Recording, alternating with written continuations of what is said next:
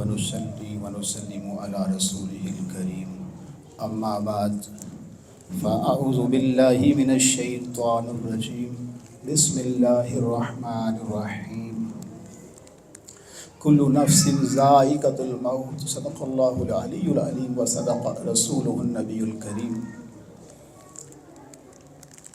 مولاي صل وسلم دائما أبدا على حبيبك خیر خلق کلہم۔ اللہ قدوس کا لاکھ شکر ہے کہ اس نے آج ہمیں اپنے ذکر کی توفیق عطا فرمائی۔ مسلمان کی یہ شان ہے کہ وہ خوشی ہو یا غمی ہو رب کا ذکر کرتا ہے، سبحان اللہ، کیونکہ یہ ذکر اس کے دل کے اطمینان کی دولت عطا کرتا ہے۔ ذکر مصطفیٰ علیہ السلام بھی یقیناً ہمیں قلبی اطمینان عطا کرتا ہے۔ احباب، آپ جانتے ہیں کہ آج ہم اس نشست میں حاضر ہیں، اس بابرکت محفل میں حاضر ہیں جس کے انعقاد کرنے کا سبب چند احباب کی ارواح کو ایصال ثواب ہے۔ ان کا میں ذکر کر دیتا ہوں۔ سر فہرست برادرم شعیب مغل صاحب کے دادا دادی جان اور ان کی والدہ مرحومہ اور ان کے بھائی محمد منظور مغل صاحب مرحوم و مغفور اور ان کے چچا عبدالرزاق صاحب مرحوم و مغفور اور اس خاندان کے جتنے بھی لوگ ظاہر جب دعا ہوگی تو ساری امت مرحومہ کے لیے ہوگی۔ تو انشاءاللہ میں اپنی حاضری اختصار کے ساتھ پیش کرتا ہوں۔ خطاب اس لیے ہو رہا ہے کہ میں اور آپ اللہ کا قرآن سیکھیں، نبی علیہ السلام کا فرمان سیکھیں۔ یہ واہ کے لیے نہیں ہے، نہ کوئی ہاتھ کھڑے کرنا مقصود ہے، نہ کوئی نعرے مقصود ہیں۔ اگر میں اور آپ یہ عہد کر لیں کہ آج ہم جن کے ختم پاک کی محفل میں ہیں وہ ایک وقت ایسے دنیا میں تھے، اب نہیں ہے، تو پتہ چلا کہ جب ہمارا وقت آئے گا تو ہم بھی دنیا میں نہیں ہوں گے، یہاں سے چلے جائیں گے۔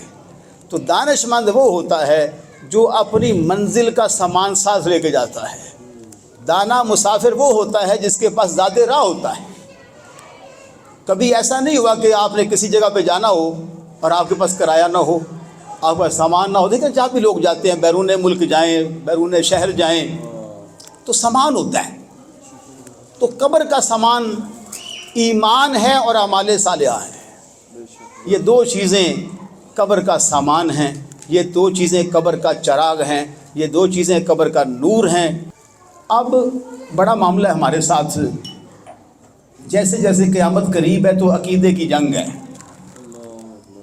ٹھیک ہے۔ ہر طاقت مسلمان کے ایمان کی ڈکیتی کی کوشش کر رہی ہے، کبھی کو رافضی بن کر، کبھی کو خارجی بن کر، کبھی کو مرزائی بن کر، کبھی معتزلہ بن کر، کبھی مرجیہ بن کر، کبھی قدریہ بن کر، کبھی جبریہ بن کر۔ تو یہاں پر ان علماء اہل سنت کو، مشائخ اہل سنت کو سلام کرنے پر انسان مجبور ہو جاتا ہے، جنہوں نے ہمیں یہ بتایا کہ ہدایت کا راستہ یہ ہے، صراط مستقیم کا راستہ یہ ہے۔ جب بھی کسی بد عقیدہ نے سر نکالا، میرے نبی علیہ السلام کا کوئی غلام سامنے کھڑا ہو گیا۔ اگر کسی کافر مرتد نے ہمارے ایمان کو ضائع کرنے کی کوشش کی تو میرے آقا علیہ السلام کا کوئی خادم کھڑا ہو گیا۔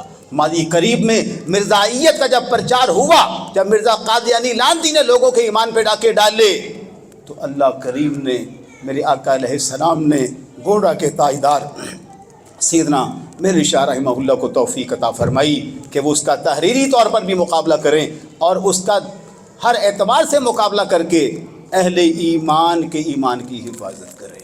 تو آج لوگ کہتے ہیں بابا شاہی کو، کتنا مومل جملہ ہے۔ اور ہر دور میں تو جو بابا ہوتا ہے وہی ہمارے ایمان کا محافظ ہوتا ہے۔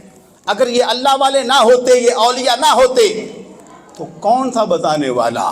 وہ مرزا قادیانی غلام کوئی عام آدمی نہیں تھا، ویسے تو وہ ذلیل، وہ لعنتی، بدترین ہے، کافر ہے، مرتد ہے، لیکن یاد رہے 80 کتابوں کا رائٹر ہے۔ اس نے ایسے ہی نہیں نیٹ ورک بنایا، عربی میں، فارسی میں، اردو میں 80 کتابیں لکھی، لوگوں کو بتایا کہ میں صاحب کمال ہوں۔ لوگوں نے کہا جو بندہ 80 کتابوں کا رائٹر ہے کیسے جاہل ہو سکتا ہے، کیسے ان پڑھ ہو سکتا ہے، پھر کبھی معاذ اللہ مسیح ہونا، کبھی نبی ہونا، کبھی خدا ہونا۔ تو پتہ چلا جب تک ہم اہل علم سے، اہل حق سے وابستہ نہیں ہو جاتے، ہمارے ایمان کا بچنا محال ہے۔ بہرحال عنوان چکے ایصال ثواب ہے، حوالہ کتاب کا ترمذی شریف ہے، اس کے راوی حضرت ابن عباس ہیں، بہت بڑی شخصیت رضی اللہ عنہما۔ نبی علیہ السلام کے چچا حضرت عباس کے بیٹے، جن کی تفسیر بھی ہے تفسیر ابن عباس، بڑی پیاری بات، وہ اس کے راوی ہیں، فرماتے ہیں کہ ایک صحابی نے ایک مقام پر خیمہ لگایا. جب خیمہ لگایا تو خیمہ لگانے کے بعد دیکھا کہ یہاں پہ قبر ہے، اور بعد میں خیال آیا قبر ہے تو قبر میں سے سورہ ملک کی آواز آنا شروع ہو گئی. اور آواز ایک آیت کی نہیں، دو کی نہیں آئی، حتیٰ ختمہا، پوری آیات پڑھ کے سورت پوری کر دی. اب صحابی نے کہا یہ تو قبر ہے، قبر میں کون ہے جو قرآن پڑھی جا رہا ہے؟ اور حدیث ہے، صحیح ہے، ترمذی شریف کی سیاستہ کی حدیث ہے. وہ جلدی سے آقا علیہ السلام کی بارگاہ میں حاضر ہوئے، یا رسول اللہ علیہ السلام، میں نے انجانے میں ایک جگہ خیمہ لگایا تھا، پتہ نہیں تھا نیچے قبر ہے. جب دیکھا تو قبر تھی، اور حیرت کی بات یہ ہے کہ قبر میں سے سورہ ملک کی آواز آ رہی ہے. میں نے سنا خود، حتیٰ خاتمہا، کہ از اول تا آخر اس قبر والے نے قبر کے اندر رہ کر ساری کی ساری سورہ ملک تلاوت کر دی. میرے آقا علیہ السلام نے بالکل نہیں فرمایا کیسی بات کرتے ہو، نہیں فرمایا قبروں والے تو مردہ ہوتے ہیں، کیسی بات، نہیں نہیں نہیں نہیں. جواب ارشاد فرمایا، حدیث کے الفاظ ہیں، آئے ہائے ہائے، فقال رسول اللہ صلی اللہ علیہ وسلم، میرے نبی علیہ السلام نے صحابی کا یہ جملہ سننے کے بعد ارشاد فرمایا، کیا فرمایا؟ ہی المانیۃ ہی المنجیۃ تنجیہ من عذاب القبر. فرمایا یاد رکھو، ہی المانیہ، یہ وہ صورت ہے جو اس کی تلاوت کرتا ہے اللہ عذاب کے درمیان رکاوٹ بنا دیتا ہے.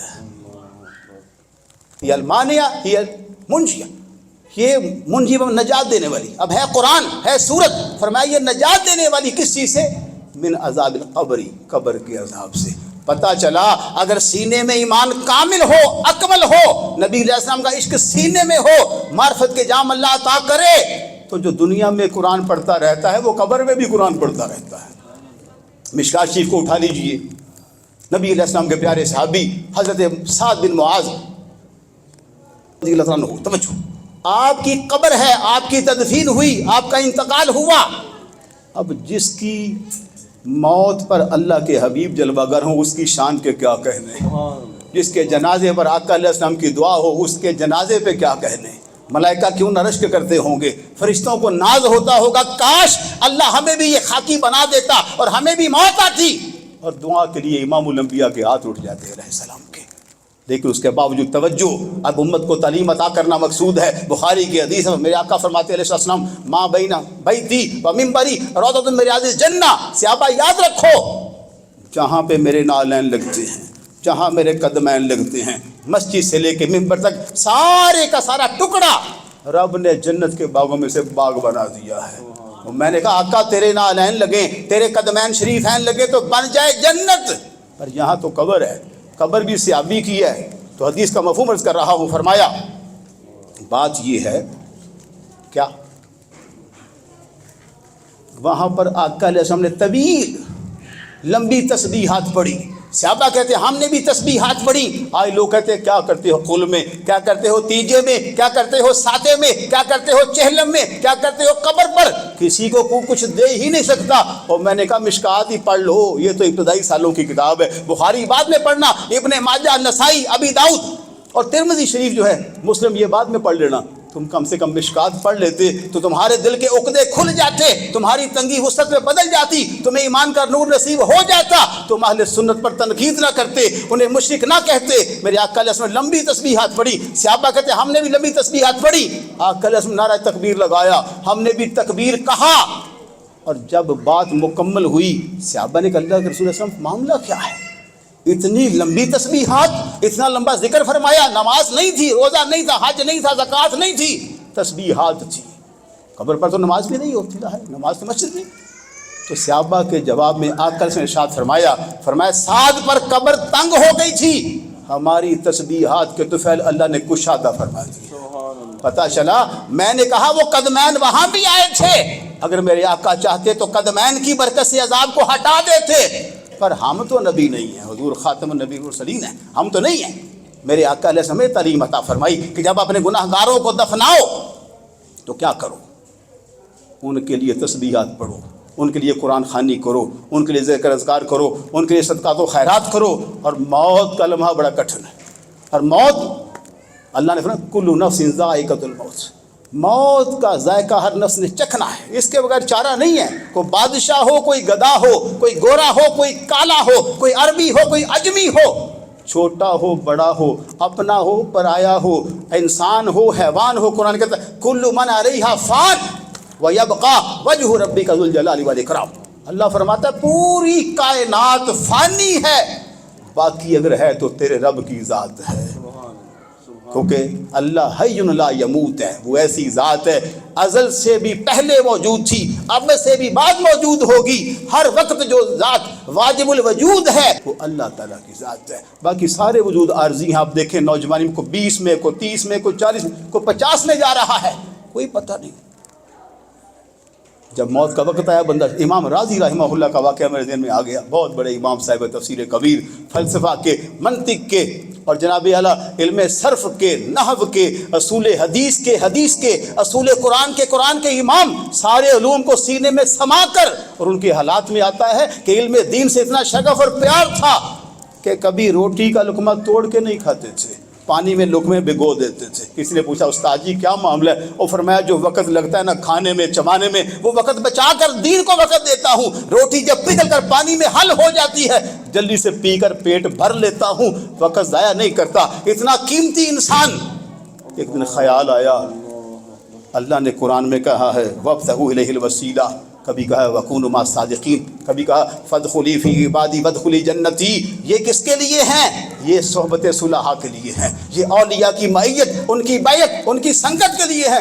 سوچا امام راضی تیرا ہاتھ بھی کسی مرد کلندر کے ہاتھ میں ہونا چاہیے، توجہ ہے نا؟ وہ امام راضی پہنچے اپنے دور کے ولی کامل، کیا وہ ولی تھے، اللہ ہمیں بھی ایسے نیکوں کی صحبت عطا کر دے۔ آج تو میرا ایک شعر ہے، ہر پاس سے لایا جال نقلی پیرانے، ہے کیتا جین محال نقلی پیرانے، ماپے نوکر بن گئے کر دے، پت پیران دا پانی پر دے، کھولے لوکاں دے بال نقلی پیرانے، پنجے تے اے بہ نہیں سکدے، گوشت بنا اے رہ نہیں سکدے، کدے کھادی نہیں یہ دال نقلی پیرانے۔ وقت کم ہے، میرا دل کر رہا ہے اور پڑھوں، بہرحال مجھے واقعہ عرض کر رہا، توجہ، ہوش کیجئے، نہ دستار پہ مریے، نہ جبے پہ مریے، مریے تو سرکار پہ مریے، یا غلام سرکار بولے کا نہ کھا جانا۔ بہت پہلے رومی رحمہ اللہ نے کہا تھا اے بسا ابلیس آدم روئے ہست، پس بہر دستے نہ شاید داد دست۔ کہا ابلیس نے ایک نیا کام کیا، انسان کا روپ دھارا، اور دھار کر کہیں تجھے گمراہ نہ کر دے۔ دیکھنا اس میں شریعت ہے، طریقت ہے، حقیقت ہے، معرفت ہے، نسبت ہے، اس کا سلسلہ متصل ہے کہ نہیں ہے، اگر نہیں ہے تو اس کی جانب پشت کرنا، اگر ہے تو اس کی جانب چہرہ کرنا۔ امام راضی رحمہ اللہ پہنچے خواجہ نجم الدین کبریٰ رحمہ اللہ کی بارگاہ میں، انہوں نے بیعت حاصل کی، ایک ہی رات آپ کی آستانہ پہ ٹھہرے، جب اٹھے تو دیکھا سینہ علوم ظاہریہ سے خالی ہے، حیران ہو گئے، میں تو آیا تھا مرشد کی بارگاہ میں، ولی کی بارگاہ میں ایک رنگ چڑھے گا، یہ تو جو پہلا ظاہری علم تھا وہ بھی مسخ ہو چکا ہے۔ کہا یا شیخ سینے میں جو علوم تھے، صرف تھی، نحو تھی، منطق تھا، فلسفہ تھا، اصول حدیث، علم حدیث تھا، وہ کدھر ہے؟ کہا ایک توجہ کر کے ہم نے خود ہی اس کو سلب کر دیا ہے، اب ہم علم لدنی، علم تصوف سے تمہارے سینے کو مالا مال کرنا چاہتے ہیں، لیکن ذوق ہوتا ہے۔ وہ کہتے ہیں عشق کرم دا ازلی قطرہ تے میں دے وس ناہی، ایک نہ لب دیاں ہتھ نہ آوے، ایک نہ دے وچ راہی۔ توجہ ہے نا؟ تو کیا ہوا، ایک رات ٹھہرے واپس چلے گئے، جب واپس گئے تو ان پر نزاع کا وقت آیا، جو اتنا بڑا علامہ تھا، فہامہ تھا، جب نزاع کا وقت آیا تو شیطان آ گیا، شیطان نے 101 سوال کیا، بتاؤ گے تو خاتمہ بالایمان ہوگا۔ امام راضی نے 101 جواب دیا۔ ادھر آپ کے شیخ مکرم، شیخ کریم خواجہ نجم الدین کبریٰ رحمہ اللہ وضو فرما رہے تھے، آپ نے کہا مرید موجود تھا، وضو کروا رہا تھا، فرمایا یہ کہو کہ میں خدا کو بغیر دلیل کے ایک مانتا ہوں، پھر تمہاری نجات ہوگی۔ مرید نے کہا شیخ کریم نہ کوئی دائیں ہے نہ بائیں ہے، نہ کوئی آگے ہے نہ پیچھے ہے، کس سے خطاب فرما رہے ہو؟ کہا یاد کرو ایک ہماری بارگاہ میں وہ علامہ صاحب آئے تھے، ہماری بیعت کر کے چلے گئے تھے، پھر زندگی پر دوبارہ نہیں آئے۔ تو ان پر نزاع کا عالم تھا، شیطان خاتمہ بالایمان نہیں ہونے دے رہا تھا، کفر پر مرنے کا امکان تھا، ہم نے وضو کے پانی کا چھینٹا مارا ہے، اللہ نے خاتمہ بالایمان کر دیا ہے۔ مرید نے کہا حضور وہ تو ایک ہی بار آئے تھے. آپ نے فرمایا آئے تو تھے. برادران مکرم، اس محفل کا مقصد ہے فکر آخرت، قبر کی تیاری. ہر مسلمان کا احترام کریں درجہ بدرجہ. ماں کو دیکھے تو حج کا ثواب لے لیں، باپ کو دیکھے حج کا ثواب لے لیں، علماء کی محفل سے علم سیکھ لیں، مشائخ کی محفل سے کوئی صوفیانہ رموز سیکھ لیں. اللہ کریم آپ کو اور مجھ کو صراط مستقیم پر گامزن فرمائے. وآخر دعوایا الحمدللہ رب العالمین.